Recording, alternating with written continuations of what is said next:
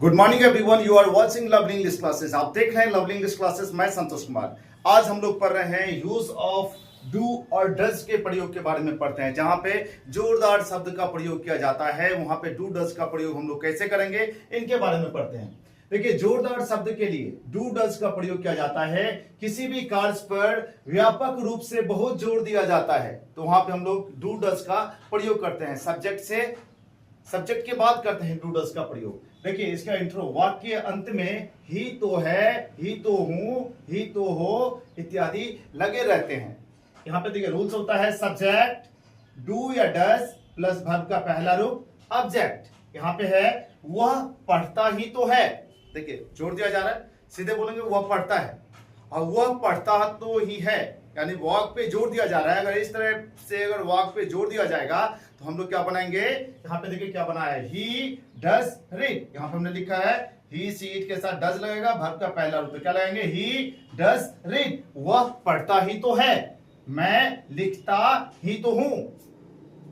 अगर बोलेंगे मैं लिखता हूं और उसी वाक को बोलेंगे मैं लिखता ही तो हूं, तो मैं लिखता ही तो हूं पे क्या हुआ, वाक पे जोर पड़ रहा है, वाक पे जोर दिया जा रहा है। तो ऐसी स्थिति में क्या करेंगे हम लोग, कैसे बनाएंगे, आई। देखिए आई के साथ क्या लगा, डू वर्ब का पहला रूप, तो क्या लिखेंगे, आई डू राइट, मैं लिखता ही तो हूं। राम हंसता ही तो है, राम क्या कर रहा है, अगर सिंपल सा बनाएंगे तो क्या, राम हंसता है, सिंपल सा बोलेंगे तो राम हंसता है, और राम हंसता ही तो है, तो जोर दिया जा रहा है वाक पे, तो क्या बनेगा, राम हंसता ही तो है।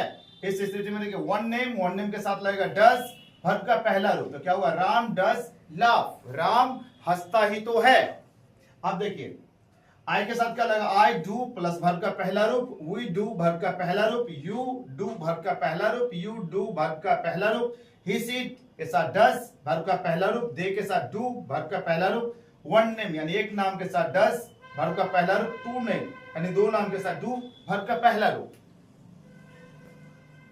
इसमें आपने देखा कि डू डज का प्रयोग हम लोग कहां पे करेंगे, सब्जेक्ट के बाद करेंगे, जोरदार शब्द के लिए करेंगे। जहां पे जोरदार शब्द की बात आएगी वहां पे हम लोग डू डज का प्रयोग करेंगे प्रेजेंट इंडेफिनिट टेंस में। जैसे यहां पे था, आपने देखा कि वह पढ़ता ही तो है, ही डज रीड, मैं लिखता ही तो हूं, आई डू राइट, राम हंसता ही तो है, राम डज लाफ। अगर आप स्नैप लेना चाहते हैं तो ले लीजिए।